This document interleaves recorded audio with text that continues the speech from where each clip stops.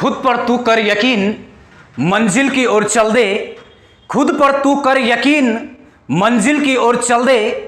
न हो हताश परेशान, अपने इरादों को बल दे। हेलो दोस्तों, यूनिक एकेडमी के मंच पर आपका स्वागत है।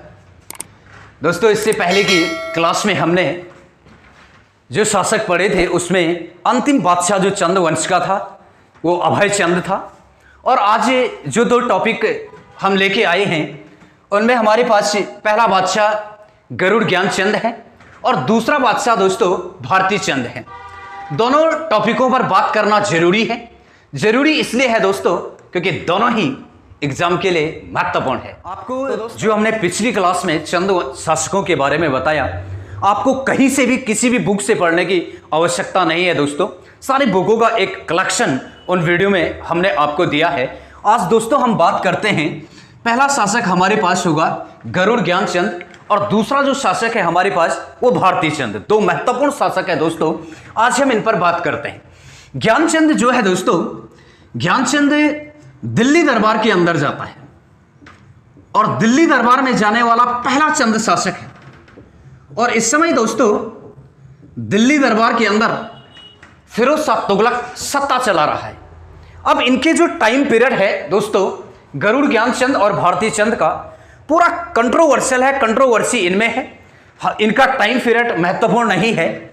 जब दिल्ली दरबार में जाता है तो यहां पे दिल्ली दरबार के अंदर फिरोज तुगलक इस समय सत्ता चला रहा है। और फिरोज तुगलक के दरबार में क्यों जाता है?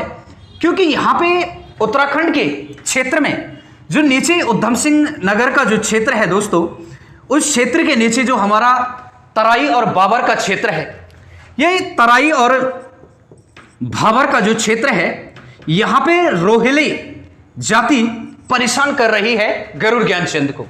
तो गरुड़ ज्ञानचंद जब फिरोज तुगलक के दरबार में सहायता मांगने के लिए जाता है तो दोस्तों इसके एक तीर पर गरुड़ का निशान बना हुआ है और इसी गरुड़ के निशान को देखते हुए फिरोज तुगलक गरुड़ ज्ञानचंद को गरुड़ की उपाधि देता है।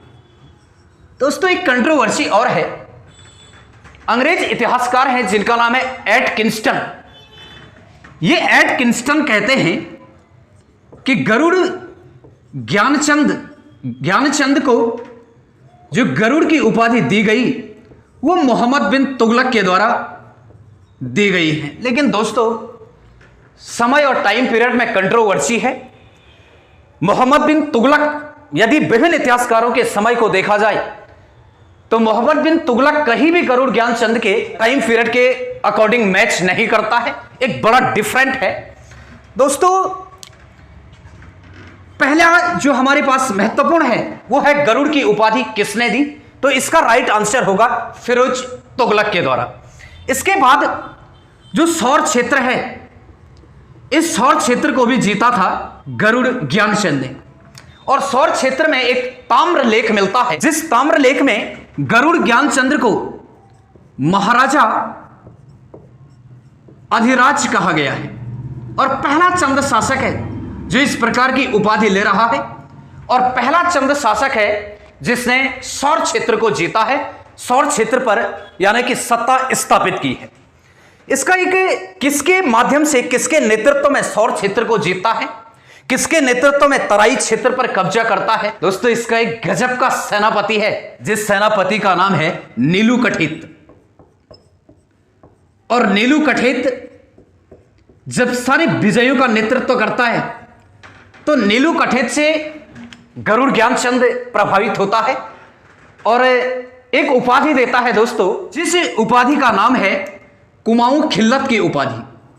अब यहां पे जो कुमाऊं खिल्लत की उपाधि दी गई, इसका मतलब है दोस्तों कुमाऊं का सर्वोच्च सेनापति, कुमाऊं को डील करने वाला, कुमाऊं का नेतृत्व करने वाला।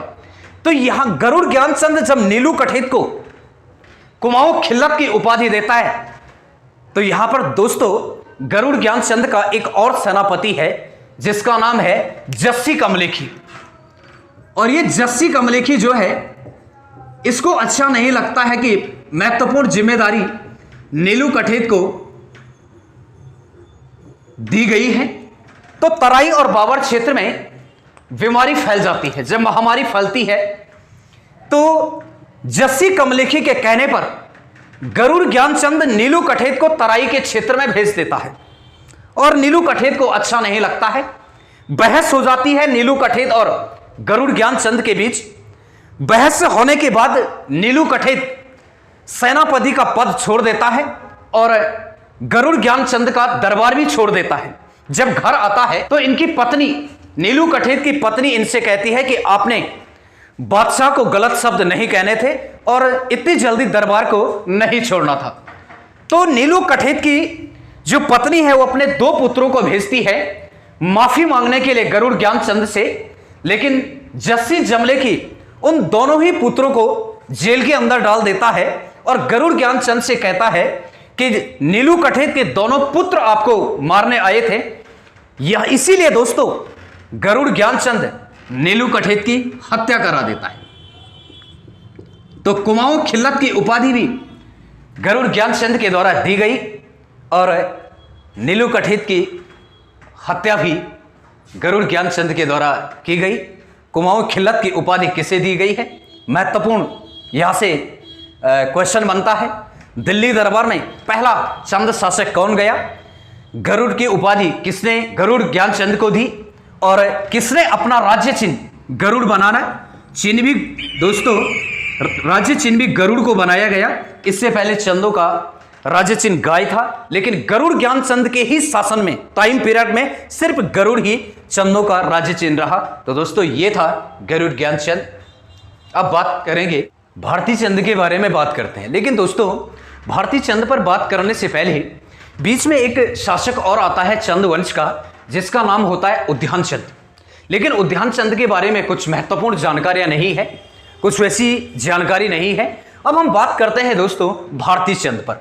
जो ये भारती चंद है, भारती चंद के द्वारा चंदों की संप्रभुत्ता प्रभावित की गई। दोस्तों चंद वंश की जो संप्रभुत्ता स्थापित करने का श्रेय जाता है वो भारती चंद को जाता है। भारती चंद 1440 और 41 1440-41 में डोटी पर अभियान कर चुका है। और डोटी पर एक ऐसा अभियान, जो अभियान दोस्तों 12 वर्षों तक चलता है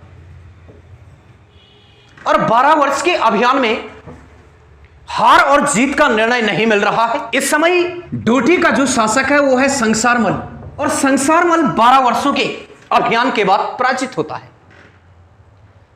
दोस्तों जब पराजित हुआ तो भारती चंद के द्वारा डोटी शासकों पर टैक्स लगा दिया गया, तो इसने टैक्स लेना स्वीकार कर दिया। इस आक्रमण, जो ये अभियान है 12 वर्षों का आक्रमण, इस अभियान के बारे में जानकारी मिलती है दोस्तों कटकू नौला में। कटकू नौला से भारती चंद के 12 वर्षीय अभियान की जानकारी मिलती है, जो कटकू नौला पिथौरागढ़ में स्थित है।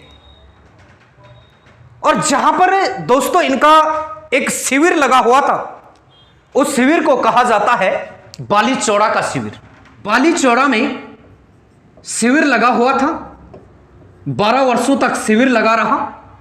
कटकू नौला से इसके प्रमाण मिले और नेपाल पर अभियान करने के लिए एक सेना गठित करता है भारती चंद, जिस सेना का नाम होता है दोस्तों कटक सेना। बार बार पूछा गया है दोस्तों, हर तीसरे पेपर में पूछा जाता है कटक सेना की स्थापना किस चंद शासक ने की? भारती चंद ने।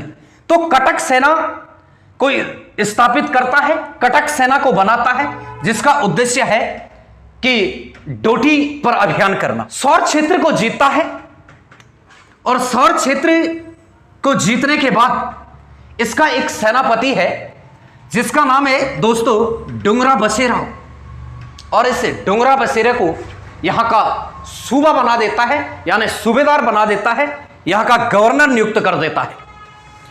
जो दोस्तों जब इन्होंने 12 वर्षों तक डोटी पर अभियान किया और डोटी जीतने के बाद भारती चंद ने अपने सैनिकों से कहा कि आप बिना विवाह किए हुए डोटी के महिलाओं को अपने साथ रख सकते हैं। और उस दौरान इन डोटी महिलाओं ने जिन संतानों को जन्म दिया उन्हें अवैध संतान कहा गया, यानी कि नायक जाति के नाम से उनको जाना गया।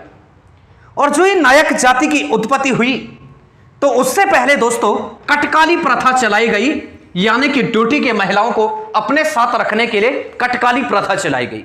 और ये कटकाली प्रथा के बाद जो ये संतानें उत्पन्न हुई, इस संतान को नायक जाति के नाम से संबोधित किया गया। नायक जाति इसको कहा गया। दोस्तों कुमाऊं के क्षेत्र में इस नायक जाति को निम्न जाति कहा जाता था। ब्रिटिश भारत में भी यह जाति वैश्यावृत्ति में संलग्न थी। लोग इस जाति के महिलाओं को, बालकों को, कन्याओं को वैश्यावृत्ति के धंधे में धकेलते थे। इसके लिए दोस्तों ब्रिटिश उत्तराखंड में कुमाऊं परिषद जो है, इस कुमाऊं परिषद के द्वारा एक आंदोलन चलाया जाता है 1918 और 1919 के दौरान, जिस आंदोलन को नायक जाति आंदोलन कहा जाता है, ताकि इसे नायक जाति को गलत धंधे से बचाया जा सके। और 1928 और 29 ईस्वी में दोस्तों एक नायक जाति अधिनियम बनता है, एक्ट बनता है। और उस एक्ट के तहत दोस्तों इनको निम्न जाति के रूप में संबोधित करना भी अवैध माना जाएगा और वैश्यावृत्ति में इनको कोई नहीं धकेल पाएगा। यानी कि उस समय ब्रिटिश भारत में सरकार ने इस नायक जाति को प्रोटेक्शन दिया। दोस्तों बेहद ही महत्वपूर्ण टॉपिक है भारती चंद, बार बार यहां से प्रश्न बने हैं। जितने टॉपिक मैं आपको लिखा रहा हूं दोस्तों, बता रहा हूं, इससे बाहर आपको कहीं भी पढ़ने की जरूरत नहीं है। आप इस वीडियो को देखिएगा, यही मैटर आपके एग्जाम का है और यही सफिशिएंट मैटर है दोस्तों। अगली वीडियो तक आप बने रहेगा दोस्तों। तब तक के लिए थैंक यू।